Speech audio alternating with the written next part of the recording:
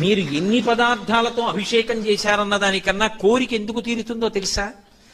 మీరు ధ్యానం ఎలా చేస్తున్నారన్న దాన్ని బట్టి తీరుతుంది. ఈ మాట నా సొంతంగా చెప్తున్నానని మీరు అనుకుంటున్నారేమో. నా ప్రాణం పోయినా నా సొంత అభిప్రాయాలు నేను ప్రార్థన చేశాక చెప్పను.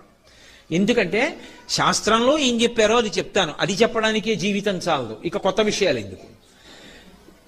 ఆపాతాళ నభస్థలంత భవన బ్రహ్మాండమా విస్ఫురత్ జ్యోతిస్ఫాటికలింగమౌళి విలసత్పూర్ణేందువంతామృతై అస్తోకప్లుతమేకమీశమనిశం రుద్రాను వాకాన్ జపం ధ్యాయేత్ ఈప్సిత సిద్ధయే ధ్రువపదం విప్రోభిషించేచ్చివం.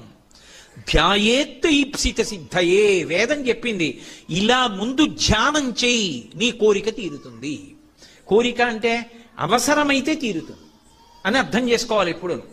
తెగని నేను అమెరికా అధ్యక్షుడిని అవ్వాలని కోరి అభిషేకం చేశానంటే అవలేదనకూడదు. ఆ కోరిక తీరితే నాకు అభ్యున్న